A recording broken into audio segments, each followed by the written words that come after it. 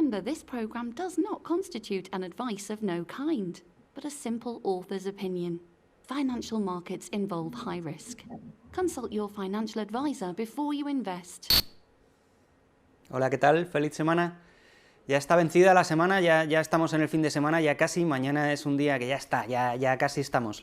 El lunes estuvimos hablando de la renta, sobre todo renta fija americana, y estuvimos hablando de los movimientos que había habido la semana anterior, la semana pasada, y sobre todo, y especialmente lo que había preocupado, esa enorme hamburguesa de nada de Jerome Powell, que se supone que tenía que haber dicho o hecho algo y no lo hizo. Y entonces, debido a eso, el S&P y el Nasdaq se han pegado la bofetada del siglo, especialmente el Nasdaq. Pero, José Luis, me han llegado, bueno, nos han llegado a la cuenta de negocios cientos de tweets diciéndonos, oye, sí, fenomenal, Estados Unidos, muy bien, pero aquí en Europa resulta que los tipos de interés son negativos y los bancos nos están cobrando unas comisiones cada vez mayores. Y eso es preocupante. Yo lo que no sé, y lo que hemos estado hablando y lo que estuvimos hablando es, ¿está justificado? No, no está justificado. No está justificado y lo vamos a probar en el programa de hoy. Nos estamos encontrando, por los correos que nos mandan, que los bancos, y de hecho lo hemos visto en la publicidad, cómo los bancos han incrementado notablemente las comisiones. Estamos viendo cómo los bancos están cobrando mensualmente una comisión, 15, 20, 30 euros, en función y según distinto tipo de banco, y en otros casos, también nos han mandado correos de la banca de inversión, que algunos bancos de inversión, a partir de unos saldos determinados, pues también están cobrando un tipo de interés negativo. No está justificado, no está justificado. ¿Sabes por qué? Porque los bancos están siendo compensados, como luego probaré, por el Banco Central Europeo por los tipos negativos que existen ahora mismo en el mercado. De tal manera que los bancos, en esencia, nos cobran a nosotros comisiones y tipos de interés negativo y también cobran del Banco Central Europeo. ¿De acuerdo? Por lo tanto, en mi opinión, no está justificado y están cobrando dos veces, una a nosotros y otra al Banco Central Europeo, con la excusita de que los tipos de interés son negativos y que ellos pierden dinero. Ellos pierden dinero o no ganan dinero por otros motivos, pero por este no. Y lo probaremos. ¿De acuerdo? Vamos a probarlo. Vamos a las bases. La semana pasada lo hicimos fenomenal y estuvimos analizando lo que era la curva de tipos del dólar, la curva de tipos de interés. Nos interesa muchísimo cómo es y por qué además no iba a caer el dólar, porque la curva iba, bueno, lo vimos clarísimamente. Vamos a hacer el mismo ejercicio, si te parece, con el euro. Vamos a explicar otra vez cuál es la curva de tipos y vamos a hacer el ejercicio con el euro, vamos a ver cómo funciona todo esto.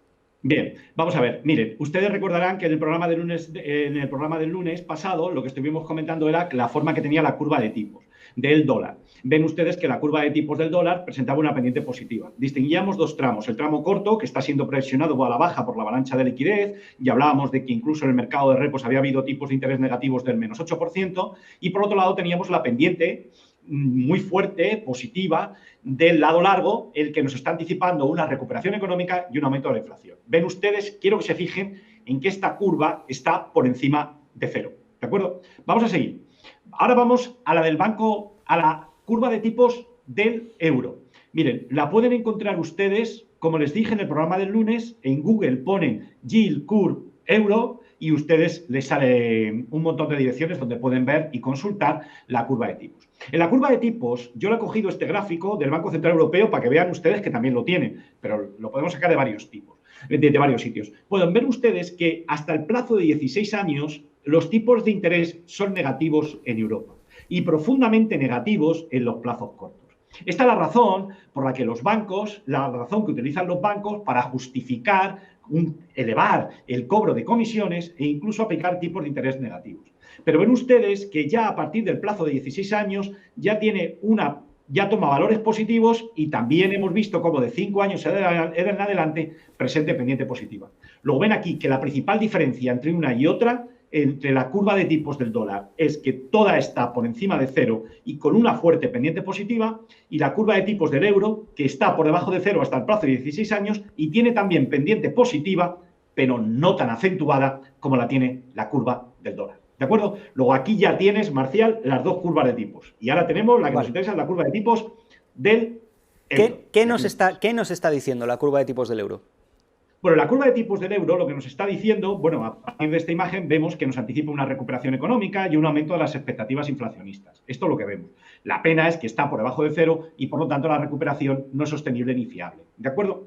Pero mira, aquí lo que he hecho ha sido coger y comparar el comportamiento que ha tenido la curva de tipos desde el 3 de septiembre de 2020 hasta prácticamente desde el 25 de febrero hasta el 9 de marzo. Y miren ustedes lo que ha pasado desde el 25 de febrero. Desde el 25 de febrero ven ustedes que se ha desplazado con fuerza hacia arriba. ¿Ven ustedes?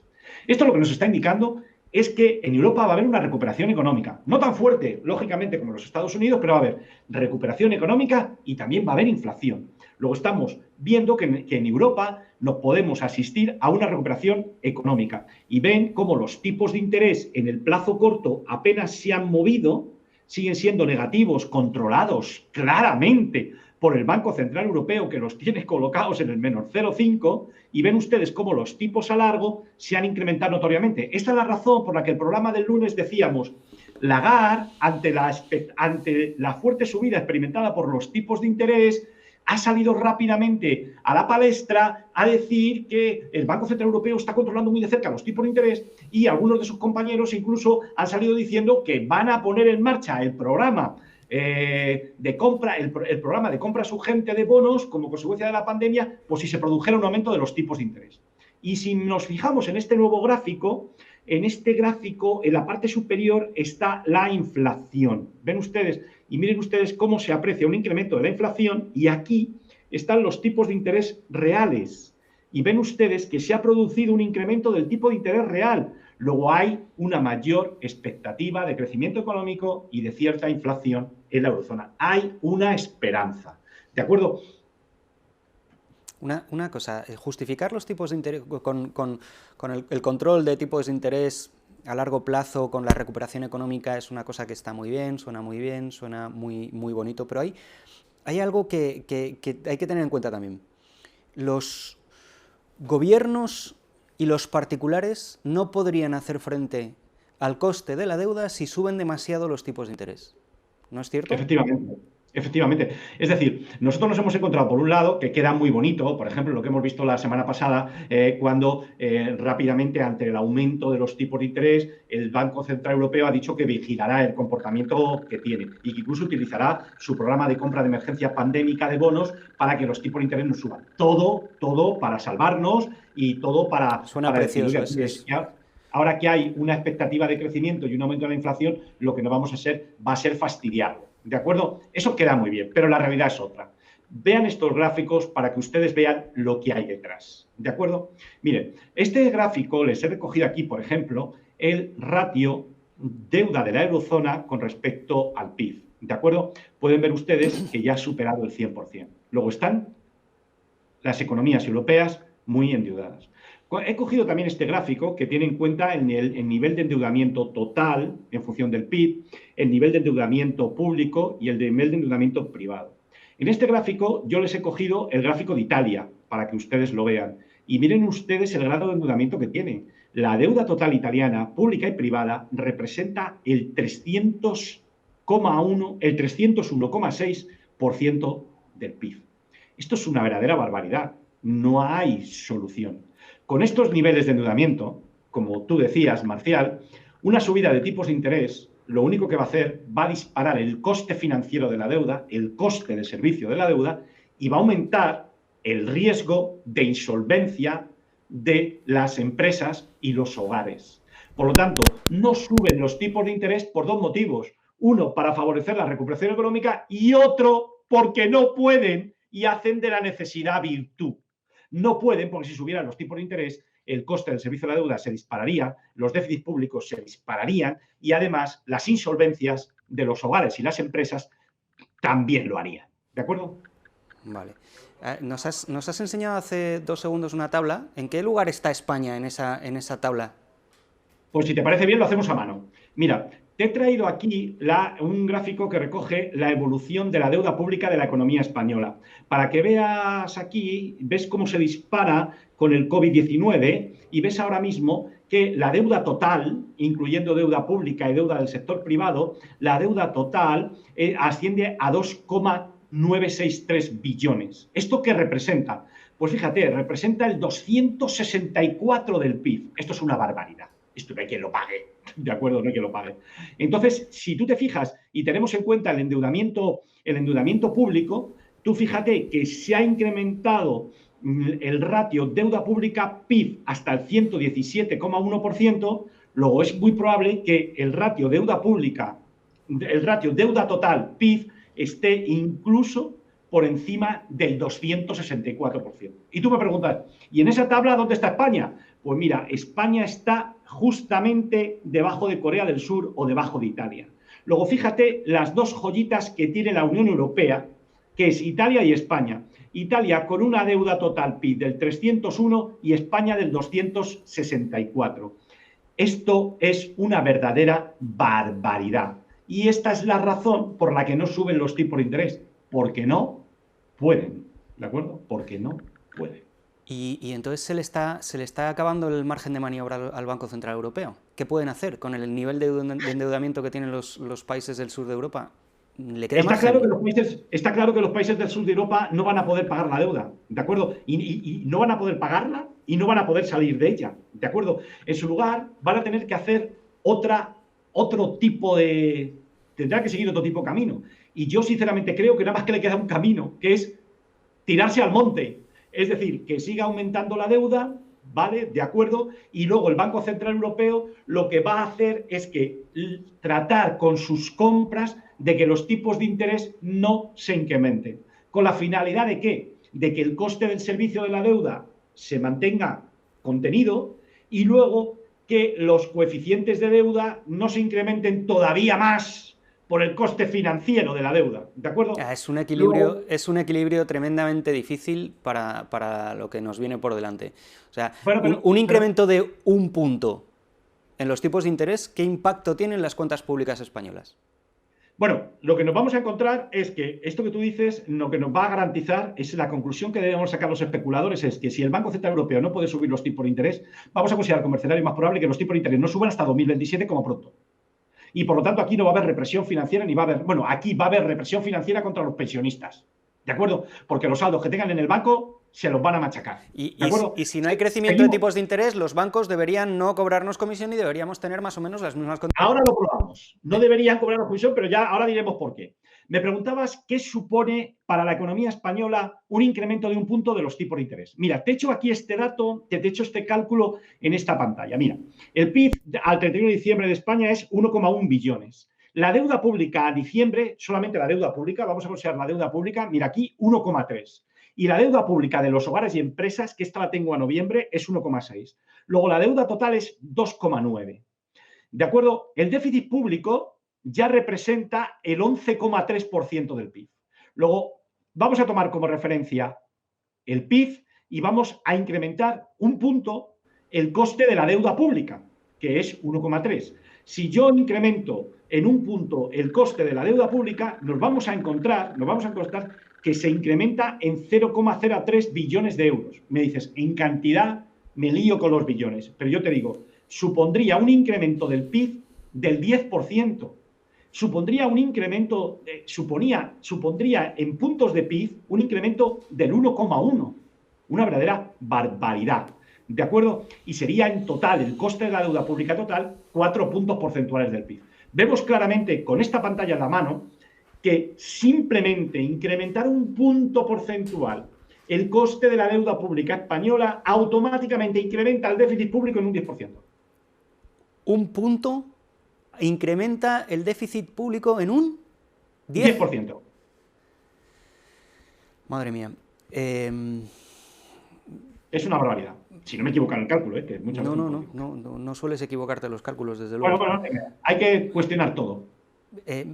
Compárame esto con otro concepto, con esa cantidad. Bueno, pues, para que os hagáis una idea, si ahora mismo nosotros nos encontramos que la deuda pública se incrementara en un punto, esto prácticamente, vamos a reducirlo, sería por cada punto porcentual de incremento del coste de la deuda pública, supondría un incremento del coste financiero de 10.000 millones. Os traigo aquí este gráfico para que lo veáis. Ven ustedes aquí que 10.000 millones es lo que cuesta un mes las pensiones. De tal manera que un punto de incremento de los tipos de interés se comería un mes de pensiones. ¿De acuerdo? Para que ustedes se hagan una idea. Les he sacado aquí este gráfico, la fuente es del Ministerio de Empleo y de la Seguridad Social. Ven ustedes aquí en la fuente. Y para que vean ustedes, les he sacado un pantallazo. En el mes de febrero, el gasto total de las pensiones fueron 10.100 millones, que supondría, ese sería el coste de un incremento de 1%, de un punto porcentual en el coste del servicio de la deuda. ¿De acuerdo? Una verdadera barbaridad. No, la siguiente pregunta que te iba a plantear era si podíamos prever o podíamos esperar que el ratio deuda pública PIB frente al PIB se pudiera reducir en los próximos años. Es una pregunta retórica al final. Sí, es una pregunta retórica, porque lo único que va a pasar es que durante los próximos 2 años, como sabes tú bien, lo expusimos el lunes, va a haber un incremento de la actividad económica a nivel mundial. ¿Esto qué va a suponer? Este incremento de la actividad económica a nivel mundial va a suponer que van a disminuir, van a aumentar los ingresos del Estado y va a disminuir un poquito el gasto público. Pero lo único que va a hacer va a ser reducir, si cabe, un poquito el ratio. Pero claro, a partir de 2023... cuando ya se haya diluido el impacto de los planes de estímulo fiscal, pues lo más probable es que la economía vuelva otra vez a registrar tasas de crecimiento muy bajas y, por tanto, la seguridad social tenga que hacer frente a más gastos. ¿Me explico bien? Y habrá que pagar prestaciones por desempleo y más gastos, me refiero, vía pensión en la seguridad social por el envejecimiento de la población. Luego nos encontramos que a partir de 2023-2024, pues el déficit público volverá a incrementarse y, por lo tanto, la deuda pública también. ¿De acuerdo? Con lo cual, no hay esperanzas, no hay esperanzas. Bueno, sí, hay esperanzas. In gold we trust, ¿no? Claro, podemos confiar en el gold, podemos confiar en el Bitcoin, oro y en la plata. Confiar en el Bitcoin. Eso es. Ahora bien, si te parece bien, vemos el gráfico, para que no confundamos a la audiencia. Miren, aquí pueden ver ustedes el gráfico del diario del Bitcoin con el dólar. Pueden ver ustedes que cómo subió con fuerza cuando se acercó a los 60.000, pero luego le pegaron un latigazo. ¿De acuerdo? Yo creo que esto es una primera onda a la baja, una A, ahora está rebotando y creo que lo más probable es que caiga. Por lo tanto, yo hasta que el Bitcoin no lo vea a la zona 40.000, yo no tengo intención de comprar. Vamos al gráfico del oro, si les parece a usted bien. Voy a cambiar de pantalla. Aquí tienen ustedes el gráfico del oro. Este es un gráfico diario. Ven ustedes la parada de julio y ven ustedes cómo sigue cayendo. Ahora mismo también está cayendo. Luego no compren, está en una fase correctiva, porque ya lo hemos dicho 1000 veces, a los bancos de lingotes les interesa que el precio caiga para ellos cancelar posiciones cortas. Cuando el precio del oro haga suelo, nosotros nos giraremos y buscaremos un momento de compra. Luego ahora mismo el oro nos parece muy bien, el Bitcoin nos parece muy bien, pero están en fases correctivas. Y por lo tanto, de momento no vamos a comprar. Nosotros somos especuladores, ¿de acuerdo? Somos especuladores. Y ahora mismo, aunque nos vayan a inundar de liquidez y nos estén inundando de liquidez, hay que esperar a que el oro gire al alza para comprar y el Bitcoin igual. ¿De acuerdo? Y estamos hablando sobre todo de España en la elaboración del cuadro macroeconómico para la elaboración de sus presupuestos y demás. ¿Qué tipos de interés sabemos que ha tenido en cuenta a corto y a largo plazo para sus cálculos el gobierno de España? Mira, me encanta esta pregunta porque hay una de las cosas que a mí personalmente me fastidia bastante. Cuando tú ves las tertulias estas de segundo nivel que echan en la tele, vas viendo que todos hablan de política, que si patatín, que si patatán, que qué piensan y tal, pero ninguno entra en el cuadro macroeconómico. El cuadro macroeconómico es el documento más importante que hay, porque ese cuadro macroeconómico va a determinar la política fiscal que va a llevar el gobierno de España, va a determinar el nivel de empleo o nos va a informar de los niveles de empleo que vamos a tener, nos va a informar del nivel de crecimiento del PIB, nos va a informar del nivel del déficit público. Por eso lo que me llama la atención es que nadie salga con esta pantalla en los programas de televisión generalista.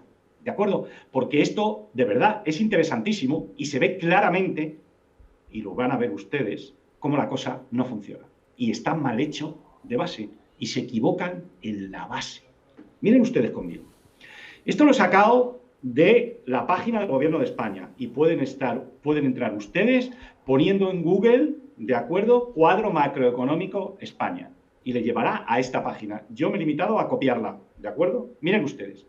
En el cuadro macroeconómico del Gobierno de España se parte de que el tipo de interés en el 2021 va a estar en el menos 0,5 constante. Y también se parte que los tipos de interés a largo plazo van a estar en 0,4. Y también se parte de que el precio del petróleo va a estar en 46,6. Esto es de lo que ellos parten, ¿de acuerdo? Es decir, están considerando que los tipos de interés se van a mantener en estos niveles y que el precio del petróleo se va a mantener, el precio del petróleo, concretamente el Brent, en 46,6 dólares el barril, ¿de acuerdo?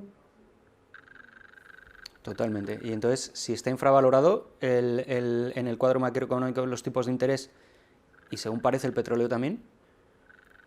Efectivamente, están infravalorados. Vamos a verlo. Las previsiones... Mira, las previsiones estarán mal. Claro. Miren ustedes, parten de un tipo de interés del menos 0,5 y un tipo de interés a largo a 0,4. Miren ustedes en la nota que he hecho aquí. El problema es que el tipo de interés que ha considerado el gobierno es demasiado bajo, porque debemos ser conscientes que nos vamos a enfrentar a un riesgo inflacionista el mayor de los últimos 40 años. ¿Por qué? Porque va a haber un enorme estímulo fiscal y cuando elaboras el cuadro macroeconómico lo sabes, si es que lo sabes.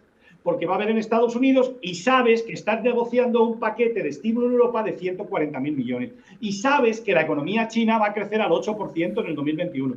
Y sabes que Estados Unidos tiene dinero, porque ellos lo saben como yo, como cualquiera que se preocupe, tiene 1,6 billones para gastar. Y sabes que si vas a felicitar a Biden, sabes que va a gastar un dineral. Por favor, no puedes tomar como tipo de interés como si no hubiera un paquete de estímulo fiscal.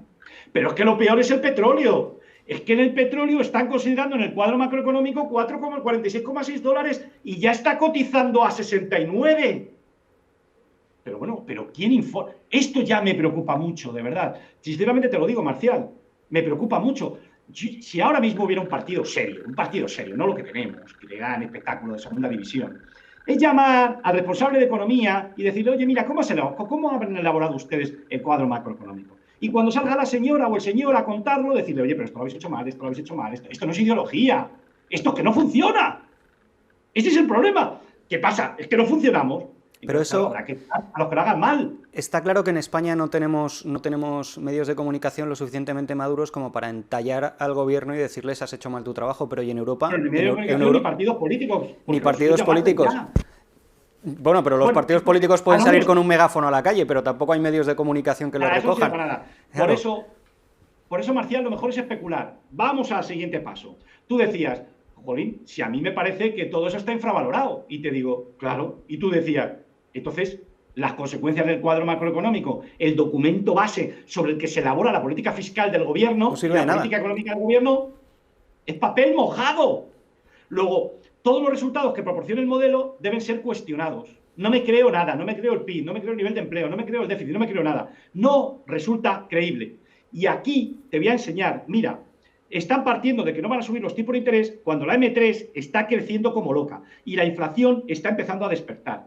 ¿De acuerdo? Luego nosotros nos estamos encontrando que con esta situación no podemos trabajar con ella. Mira, la siguiente cuestión que nos encontramos, la inflación en Europa, esto es de Financial Times. Mira, están considerando que el rendimiento de los bonos a 10 años es el 0,40 y ya está en 0,38 y no hemos empezado el año.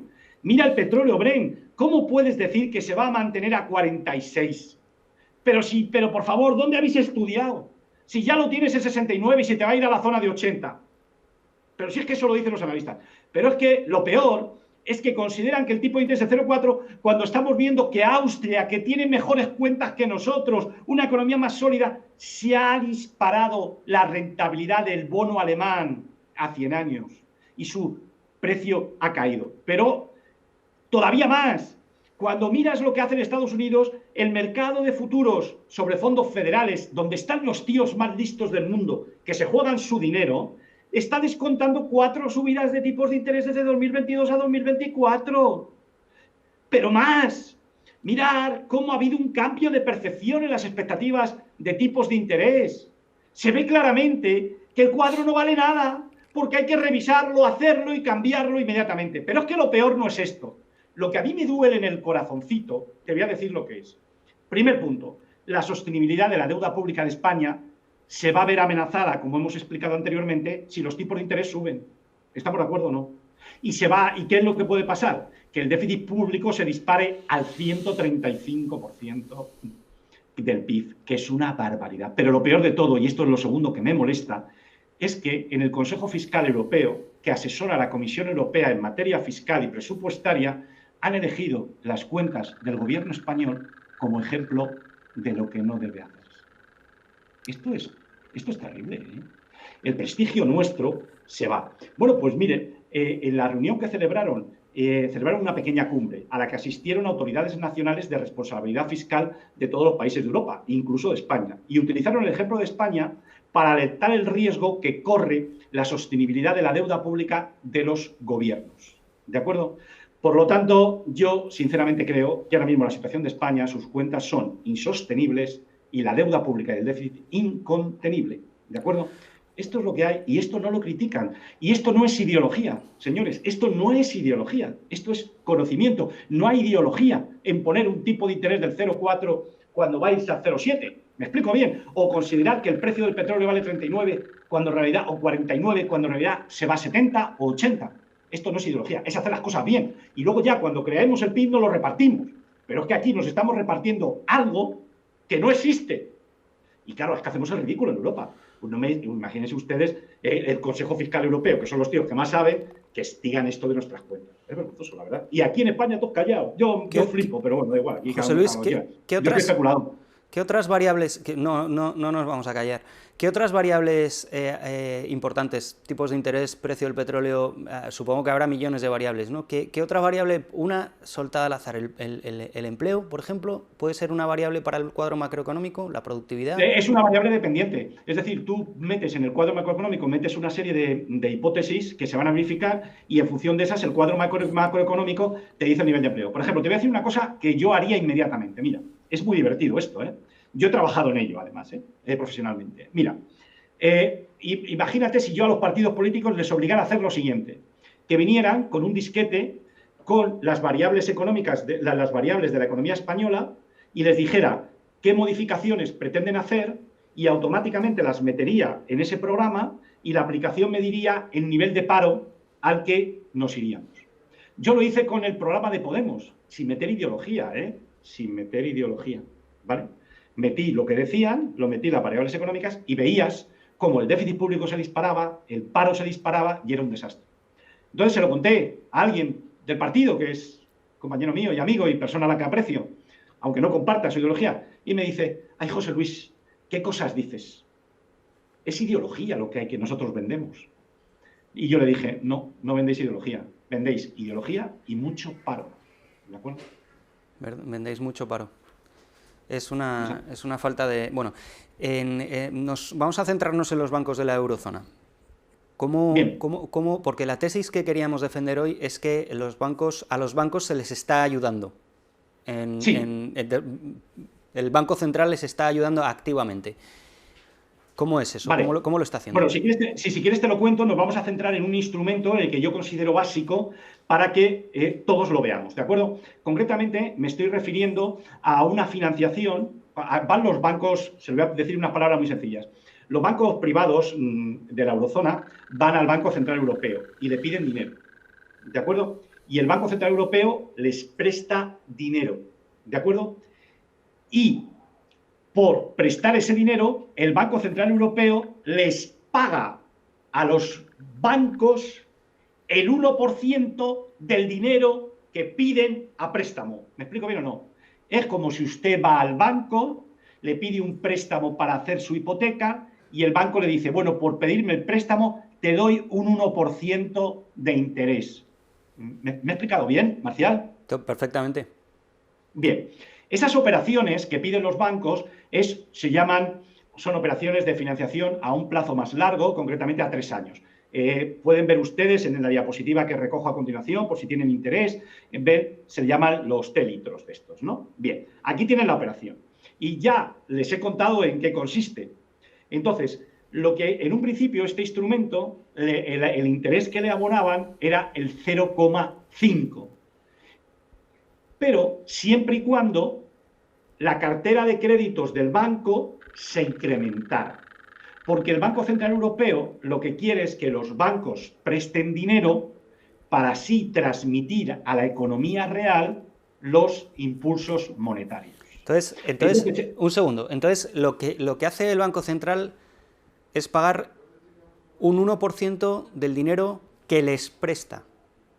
Que le presta a ellos, sí. No les cobra un 1%. No, él paga. Les paga Además, un 1% porque es un estímulo, porque es una forma, el banco al final se supone que capilariza todo ese dinero y es el instrumento para ponerlo en el mercado, ¿no? En el mercado, en teoría. Claro. La teoría que hay detrás es que dice, bueno, yo, Banco Central Europeo, te doy dinero, para que tengas dinero. Y en vez de, banco, tú pagarme intereses a mí, yo encima te pago intereses a ti. Por el servicio que me estás dando de colocar el dinero en el mercado. En teoría. No. Para que ¿Por tú qué? tengas facilidad para incrementar tu cartera de créditos y concedas créditos. ¿Pero Pero por es qué? que llega en un momento posterior ¿Pero por en el qué? que... No, espera, José exigir... Luis, que lo estás pasando muy... ¿Por qué? Pues me voy a hacer un banco y me voy al Banco Central, que me prestan dinero y encima hago negocio con eso. No estoy entendiendo nada. Exacto, sí, es así. La idea la tenemos pillada. Pero Vale. déjame que te diga, que todavía hay más. En un principio, el Banco Central Europeo les daba este crédito con una bonificación del menos... Bueno, no una bonificación, con un tipo de interés negativo del menos 0,5, siempre y cuando incrementaran su cartera de créditos, lo cual tiene lógica. Él dice, bueno, tú a mí, yo te doy a ti un 0,5 de interés por el dinero que te presto, que ya es mucho, pero tú a cambio te comprometes a incrementar los préstamos que concedes. Pero eso se ha caído posteriormente, de tal manera que les da, tras el COVID, les da el 1% y basta con que mantengan su cartera de créditos inalterada. No necesitan incrementarla. ¿Me explico bien o no? Sí, perfectamente. Perfectamente. Lo que yo no entiendo es por qué me cobran a mí después. Pues lo vas a ver muy fácilmente, por favor. O sea, están haciendo doble negocio, están haciendo... Bueno. Cobran, exacto. Marcial, está perfectamente deducido. Cobran de los dos. Cobran las comisiones a los clientes y cobran el 1% al Banco Central Europeo. Ok. ¿Está entendida la idea? Perfectamente. Vamos a cuantificarla. Vengan a ver esta diapositiva, por favor. Mire, aquí les he cogido de la página, pues, no he citado la fuente, pero lo cito verbalmente. La fuente de la que he cogido estos datos es Bankia Studios. Lo digo por si quieren ustedes entrar, ahí lo pueden tener. Bien, el stock de depósitos que tienen los ciudadanos de la eurozona en los bancos de la eurozona, ven ustedes aquí separado por países, es 11,4 billones. Los créditos, el stock de créditos concedidos por los bancos de la eurozona es 10,8. ¿Qué está pasando aquí? Si ustedes se fijan, los depósitos son 11,4 y los créditos son 10,8. Luego la diferencia que no han invertido es 0,635. Es decir, de los 11 billones, que han depositado los ciudadanos europeos en sus bancos de la eurozona, los bancos no han invertido en créditos 0,6 solamente. Ahora bien, de todos los depósitos, los bancos tienen que cumplir el coeficiente de caja, es decir, es ese dinero que queda en el Banco Central, ¿de acuerdo? El coeficiente de caja de la eurozona era el 2%, pero lo bajaron al 1% a partir de 2012, con lo cual, de los 11,48 billones, el 1% es 0,115 billones. De tal manera que de los 0,635 billones de dinero no invertido de los clientes de los bancos de la eurozona en créditos, hay que distinguir dos conceptos: 0,115 y 0,520. Y ahora vamos a ver lo que le cuesta a la banca de la eurozona estos 0,635 billones que no ha invertido. Miren, yo lo que he hecho, a ver si lo tengo, perdonen, que les voy a llevar a la diapositiva, que la he cambiado de sitio y la van a ver aquí. Miren, ya la pueden ver. Estos son los depósitos que hay de los depositantes de la eurozona en los bancos de la eurozona, 1,48 billones. Los créditos que los bancos conceden con ese dinero es 10,8. Luego la diferencia es 0,635. Esta diferencia la hemos desglosado en dos conceptos: el coeficiente de caja obligatorio, las reservas mínimas obligatorias, y la parte que no han invertido neta. Luego, de los 11,48 billones, lo que no han invertido es 0,520. ¿Este dinero dónde está? Estos 0,635 billones, ¿dónde está? Esto se deposita en el Banco Central. Lo tienen en la cuenta corriente en el Banco Central. No voy a entrar en más detalles para distinguir. ¿Y cuánto pagan por ello? Pues miren, por el coeficiente de caja pagan el 0,5%, es decir, pagan esta pequeña cantidad. Pero por los 0,520 millones no invertidos no pagan nada, porque esta cantidad es inferior a 6 veces el coeficiente de caja y no pagan nada. Por lo tanto, el coste total de los depósitos que tienen los ciudadanos de la eurozona en sus bancos y que ascienden a 11,4 billones, en los bancos solamente pagan 0,0575. Aquí lo tienen. Solamente pagan esto. Ahora lo que vamos a ver, Marcial, es lo que cobran del Banco Central Europeo cuando les piden créditos. ¿De acuerdo? Entonces, se lo voy a mostrar en la siguiente diapositiva. ¿De acuerdo? Miren, la primera pregunta que me quiero hacer es ¿cuánto dinero han pedido prestados los bancos de la eurozona al Banco Central Europeo? Bueno, me he ido al Banco Central Europeo y concretamente están en esta partida. Operaciones de financiación a plazo más largo. Estas son las operaciones de créditos a largo plazo, TLT, telelitros, que yo les he dicho anteriormente. Miren ustedes, 1,7 billones. Lo ven ustedes aquí, ¿no? Bien. Este balance lo he sacado al 11 de diciembre. Pero da la casualidad de que hubo una subasta de créditos de este tipo en diciembre y otorgaron 50.000. Entonces me he ido a la página de Bankia Estudios para ver si ellos tenían el saldo más actualizado y lo tienen más actualizado. Esta es la página de donde la he sacado para que ustedes, si quieren, puedan entrar y comprobar que los datos los he obtenido de ahí. Miren, pues el balance del Banco de España, el saldo que tenían al 31 de enero era de 1,8 billones. Y sobre este saldo de 1,8 billones, el Banco Central Europeo les ha dado el 1%. Calculémoslo. Si les ha dado el 1%, les ha dado 0,018 billones. Luego, ¿cuánto les ha quedado neto? Pues si del coste de los recursos les han costado 5.750 millones de euros, que es lo que les ha costado el coeficiente de caja, porque pagan el menos 0,5, y han pedido prestados 1,7 billones y le dan el 1%, luego el Banco Central Europeo les ha regalado 12.100 millones de euros. ¿Lo ven? Este es el regalo que obtienen. Y encima, además, nos incrementan las comisiones que nos quieren cobrar a nosotros. O nos cobran tipos de interés negativos. Es decir, que los bancos de la eurozona, el Banco Central Europeo, por la cara, les regala 12.170 millones de euros y encima nos quieren cobrar a nosotros porque no tienen invertidos 0,5 billones de los 11 que hemos depositado. Mira, esto no es una cosa que nosotros hagamos.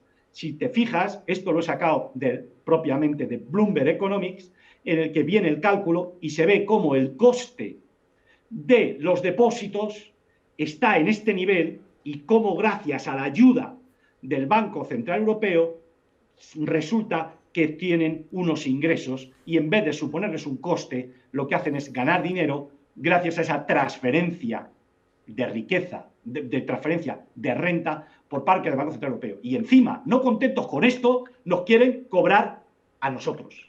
¿De acuerdo? Entonces, aquí ven las cifras claramente. Está claro que, según lo que acabamos de ver, el Banco Central Europeo está intentando mantener a flote los bancos, por lo menos los españoles, está intentando mantener a flote los bancos mediante este instrumento que son los préstamos a 3 años. Sí, préstamos a largo plazo a 3 años que se conocen como el nombre de facilidad telelitro, ¿de acuerdo? Entonces, vamos a matizar, si te parece bien, mantenerles a flote. Indudablemente, a los bancos europeos les viene magnífico esta inyección de liquidez. Por lo que hace referencia a los bancos europeos, a los bancos españoles, pues claro, también. Y cuanto más grandes, mejor, porque más beneficiados se ven porque tienen más liquidez. Pero es que además, al Banco de España también le está dando una facilidad al Banco Central Europeo. ¿Recuerdas Target 2? Que debemos 500.000 millones, ¿de acuerdo? Con lo cual las ayudas son notables. Pero es que ahora esta facilidad temporal se va a acabar. Entonces, ahora los bancos les están pidiendo al Consejo de Gobierno del Banco Central Europeo que mantenga estas condiciones hasta el año 2023, lo que en román paladino significa que le den otros 13.000 millones durante 2 años más. ¿Queda clara la idea? Y mientras tanto nos cobran y el Banco Central Europeo lo consiente. ¿De acuerdo? Ahora bien, desde el punto de vista de la solvencia, que con tu pregunta implícitamente podría ser cuestionada, yo creo que los bancos europeos son solventes.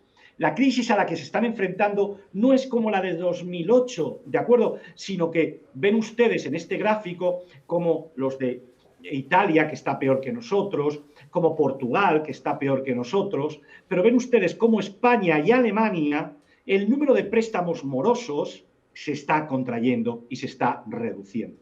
Luego, en ese sentido, España y los bancos españoles y los bancos alemanes, en ese sentido, solamente con este gráfico, están sanos, ¿de acuerdo?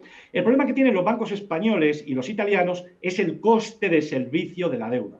Es decir, tienen pocos impagados, tienen relativamente los españoles menos impagados, pero el problema que tenemos tanto en Italia como en España es que el coste de la deuda es muy alta y por lo tanto el riesgo de insolvencia se incrementa, ¿de acuerdo? Y el problema que tienen los bancos se lo he puesto aquí. El problema que tienen los bancos fundamentalmente es la cantidad de deuda emitida por el gobierno de España, Italia, Grecia y Portugal que tienen en sus balances. Según los últimos datos publicados por la Dirección General del Tesoro, lo pueden consultar ahí, la banca española posee aproximadamente el 16% de la deuda pública española a final del tercer trimestre de 2020. Estoy seguro que si ahora lo miramos, esa cifra será superior. Y luego, finalmente, les he traído aquí la relación precio-valor en libros y pueden ver ustedes que el valor en libros de los bancos españoles está muy bajo, la cotización-valor está muy bajo. Es normal que este ratio sea inferior a 1, porque los bancos tienen unos riesgos que ustedes no ven en el balance, que son concretamente con los derivados, ¿de acuerdo? No aparece, tienen unos riesgos contraídos muy importantes y como tienen una gran cantidad de derivados porque cubren muchas partidas de su activo utilizando swap, pues nos encontramos que en el caso de que se produjera alguna insolvencia o algún riesgo de contrapartida provocase una insolvencia de la contrapartida, sus balances y sus cuentas de explotación sufrirían. Por lo tanto, la conclusión a la que llegamos es el Banco Central Europeo da 13.000 millones al año a la banca, les está dando 13.000 millones al año a la banca europea, se lo está dando durante un periodo de 3 años porque las operaciones son a 3 años. Los bancos le han pedido al Consejo de Gobierno del BCE que amplíen esta ventaja hasta el 2023, de tal manera que se prolongaría hasta el 2026, de tal manera que lo que están pidiendo es que desde ahora hasta 2026, que son 6 años, ¿me explico? No, 5 años, les den 60.000 millones por la cara, mientras que a su vez nos quieren cobrar a nosotros comisiones y tipos de interés negativos. Y luego son solventes, tienen los riesgos fundamentalmente del coste elevado del servicio de su deuda, tienen deuda pública en sus balances y luego los bancos españoles, como todos los bancos, tienen una gran cantidad de derivados. Y los derivados tienen riesgo de contrapartida. Significan riesgo. Pues está muy claro. Hay que confiar en el oro, en el Bitcoin, en la plata y en los bancos. Y en la providencia. Y en los bancos. Hay que meter dinero en los bancos. Vamos, eso no cae ni de broma. Me parece increíble. Ya sabe usted cuando vaya a su oficina bancaria y le digan comisión, puede usted negociar lo que quiera y no se sienta culpable. Vamos, hasta un margen de cero usted tiene para negociar. Podríamos pedirle, al pedir préstamos, les podríamos decir que nos den también, como le dan a ellos, un 1%. Que me den un 1% porque, total, estoy movilizando el dinero como ellos. Me parece increíble. Oye, se nos ha acabado el tiempo, José Luis. Se nos acaba el tiempo. Esto es un no parar. Cada programa no sé si salgo más informado, no sé si salgo más cabreado, no sé si salgo más preocupado. No te enfades. Es saber la realidad. Y luego tú, por ejemplo, lo que tú decías me ha gustado mucho. Es decir, si los bancos europeos le van a dar 60.000 millones por la cara, si no son insolventes, pues comprendo perfectamente que el Deutsche Bank, el Commerzbank y los bancos hayan superado las resistencias. Entonces, vale, muy bien, están en tendencias alcistas y podemos aprovechar entonces eso. Oye, además dices que están baratos en libros, pues oye... Pues, y están baratos en libros, claro que sí. Hay que entrar ahí, claro. Pues nada, aprovechémonos. Ahora si tienes acciones de bancos, no vendas. Eso es, eso es. Oye, pues nada, nos vemos el lunes. Perfecto. Que Buen paséis fin de un semana. fin de semana espectacular.